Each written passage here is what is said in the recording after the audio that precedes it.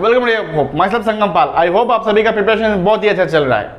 तो जैसे आप लोगों को पता ही है कि कुछ दिन पहले एफसीआई का जो असिस्टेंट ग्रेड 3 है उसका वैकेंसी आउट हुआ था। मोर देन 5000 वैकेंसीज था। तो आज उसी के बारे में, उनका सैलरी, पार्क्स एंड अलाउंसेस, इसके बारे में डिटेल्स एनालिसिस करेंगे। ठीक है, तो वीडियो का एंड तक बने रहिएगा। अगर आप नए हो, ये आप ही लोगों का चैनल है, इस तरह और भी वीडियो के लिए चैनल को सब्सक्राइब कीजिएगा एंड लाइक एंड शेयर जरूर कीजिएगा। तो चलिए शुरू करते हैं। तो मैंने ऑलरेडी एफसीआई का जो असिस्टेंट ग्रेड 3 है इसका एक्सपेक्टेड एग्जाम पैटर्न क्या हो सकता है एंड आपका किस तरह स्ट्रेटेजी रहना चाहिए प्रिपरेशन के लिए, एफसीआई के लिए, तो उसके लिए मैं ऑलरेडी वीडियो एक बनाया हुआ हूं। इसके साथ साथ मैंने जो एफसीआई का मैनेजर का जो वैकेंसी आउट हुआ था उसका भी मैंने salary, parks and allowances details मैंने वीडियो बनाया हुआ। डिस्क्रिप्शन में मैं लिंक दे दूंगा, आप जरूर चेकआउट कर लीजिएगा। ठीक है, आप लोगों से डिस्कस करूंगा जो एफसीआई का असिस्टेंट ग्रेड 3 है, अगर आपको नौकरी मिलता है तो आपका कितना सैलरी टोटल बनेगा एंड कितना सैलरी आफ्टर डिडक्शन आप घर पे ले जा पाओगे एवरी मंथ। तो ठीक है, तो चलिए शुरू करते हैं। फर्स्ट मैं बोलूंगा जो बेसिक पे होता है। देखिए बेसिक पे जो यहाँ पे लिखा हुआ है 28,200, ये बेसिक पे है असिस्टेंट ग्रेड 3 टेक्निकल के लिए, जनरल के लिए, डेपो के लिए एंड अकाउंट्स के लिए। 34,000 टू 1,03,400 ये बेसिक पे है। इंजीनियर, जूनियर इंजीनियर के लिए, मैकेनिकल हो या सिविल हो, एंड स्टेनो के लिए 30,500 टू 88,100। तो अभी बच्चों का क्वेश्चन होगा कि सर 28,200 टू 79,200 इसका मीनिंग क्या है, एंड दूसरा क्वेश्चन ये होगा सर बेसिक पे का मीनिंग क्या होता है। तो बच्चों, तो फर्स्ट में बोलूंगा इसका मीनिंग ये होता है असिस्टेंट, एफसीआई का असिस्टेंट ग्रेड 3 का नौकरी आपको मिल गया। ठीक है, एंड आपका जो सर्विस लाइफ होगा, क्योंकि आपका 60 इयर्स तक आप सर्विस कर पाइएगा, ये तो आपको पता ही है। तो 60 इयर्स तक आपने प्रमोशन नहीं लिया तो आपका जो इनिशियल बेसिक पे होगा वो 28,200 से शुरू होगा। एंड अगर आप प्रमोशन नहीं ले लेते हो तो आपका एवरी ईयर इंक्रीमेंट के बाद मैक्सिमम जो आपका बेसिक पे बनेगा वो 79,200, ये उसको क्रॉस नहीं करेगा। ये एवरी पोस्ट पे होता है। ठीक, दूसरा क्वेश्चन है बच्चों का कि सर बेसिक पे क्या होता है। बेसिक पे होता है कि जो मेन सैलरी उसी के ऊपर बेस करके ही आपको पार्क्स एंड अलाउंसेस मिलता है, एंड जो आपका इंक्रीमेंट लगता है वो आपका बेसिक पे के ऊपर ही इंक्रीमेंट अप्लाई होता है। तो मैं आपका डिटेल सैलरी जूनियर इंजीनियर का एक्सप्लेन करूंगा। आप अकॉर्डिंगली आप जो पोस्ट के लिए अप्लाई किए हो सेम टू सेम अप्लाई करके आप लोग देख सकते हो कि वो पोस्ट का रिगार्डिंग में कितना सैलरी बन रहा है। ठीक है, टोटली सेम ही होगा। देखिए यहां पे बेसिक पे जो होगा जूनियर इंजीनियर का 34,000 होगा, 34,000 बेसिक पे। अभी एफसीआई में क्या होता है, आईडीए मिलता है, सेंट्रल जॉब होता है, उसमें क्या होता है ना आपका डीए मिलता है, लेकिन एफसीआई में आपको क्या मिलेगा, आईडीए, इंडस्ट्रियल डियरनेस अलाउंसेस। ठीक है, आईडीए एंड डीए में डिफरेंस यही होता है कि जो आईडीए होता है वो क्वार्टरली इंक्रीज होता है एंड जो डीए होता है वो हाफ ईयरली इंक्रीज होता है। एट प्रेजेंट जो आईडीए है वो 32.5% है। तो 34,000 का 32.5% कितना होगा, 11,050 रुपीज। ठीक है, अभी होता है एचआरए। एचआरए क्या होता है, हाउस रेंट अलाउंसेस, मतलब ये सिटी टू सिटी वेरी करता है। मान लीजिए जैसे आप लोगों को पता ही है कि सिटी को 3 कैटेगरी में कैटेगराइज किया गया है, एक्स, वाई एंड जेड। आपका एक्स सिटी में पोस्टिंग है तो आपका एचआरए मिलेगा 27% ऑफ योर बेसिक का 27%।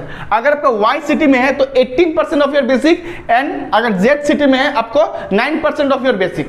मैंने मान लिया कि आपका पोस्टिंग जेड सिटी में है तो आपका क्या होगा, 9% बेसिक पे होगा, 9% आपको क्या एचआरए मिलेगा, तो कितना होगा 3,060।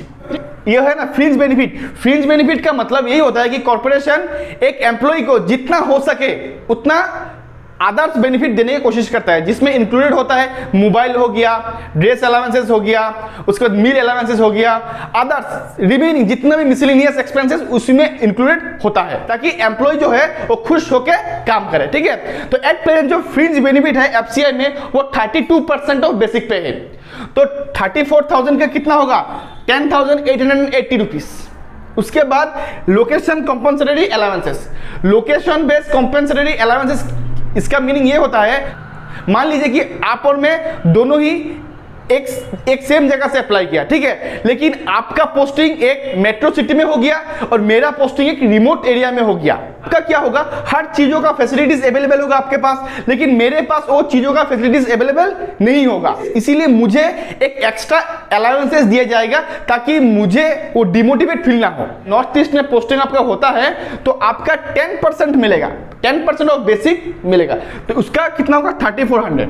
तो टोटल आपका सैलरी बनेगा, ग्रोथ सैलरी मैं ये भी एक्सप्लेन करूंगा ग्रोथ सैलरी का मतलब क्या होता है। ग्रोथ सैलरी होगा 62,390।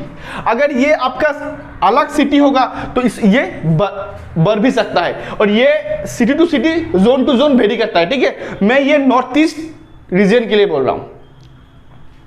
ये तो हो गया आपका सैलरी। डिडक्शन आपका कहां कहां होगा, सीपीएफ जो सेंट्रल प्रोविडेंट फंड, ये क्या होगा 12% बेसिक प्लस डीए, मतलब आपका जो बेसिक प्लस डीए, बेसिक मतलब होगा 34,000 एंड डीए क्या होगा 11,050। ये दोनों को मिलाकर जितना होगा उससे 12% डिडक्ट करेगा, वो कितना होगा 5,406 रुपीज। जो आपका सैलरी से एवरी मंथ 5,406 रुपीज जो डिडक्ट होगा ना, तो सेम अमाउंट कॉर्पोरेशन भी आपके लिए सेविंग करेगा, सेम अमाउंट, ठीक है। उसके बाद पेंशन होगा, pension 2% same basic plus DA, तो 900 जैसा होगा। एंड अदर्स मिसलिनियस डिडक्शन मान लीजिए 1000, तो टोटल डिडक्शन आपका होगा 7,307 रुपीज। ये हो गया टोटल डिडक्शन। अभी ग्रोथ सैलरी, ग्रोथ सैलरी मतलब सब कुछ मिला के, net salary means after deduction जो पैसा आपका हाथ में आएगा उसको कहता है नेट सैलरी। तो देखिए आपका ग्रोथ सैलरी इतना है एंड आपका टोटल डिडक्शन इतना है, तो नेट सैलरी कितना बनेगा माइनस करने के बाद 55,000। ये बढ़ भी सकता है क्योंकि ये सिटी टू सिटी वेरी करता है। मैंने आपको ऑलरेडी बोला है, असिस्टेंट ग्रेड 3 का अगर जॉब मिलता है आपको तो एवरी मंथ आप 45,000 प्लस सैलरी आप अपना घर पे ले जा पाओगे। सेम स्टेनो का 49,000 प्लस, ठीक है। इसके साथ साथ ये तो है, ये तो आप लोगों का सैलरी हो गया। इसके साथ साथ आपको मेडिकल फैसिलिटीज भी मिलता है। अगर आप टूर पे जाते हो आपको डीए, खाना वाना खाने के लिए डीए मिलेगा, आपको रहने के लिए होटल मिलेगा, आपको उसके बाद जाने के लिए आपको टायर 3 का ट्रेन फैसिलिटीज भी मिलेगा। Each and every type of facilities corporation एक एम्प्लॉय को देने का कोशिश करता है ताकि एम्प्लॉय जो है खुश होके काम करे एंड कॉर्पोरेशन का उसमें प्रोग्रेस हो, ठीक है। आई थिंक आप लोगों को ये जो डिटेल्स था सैलरी के बारे में आपको समझ में आया होगा।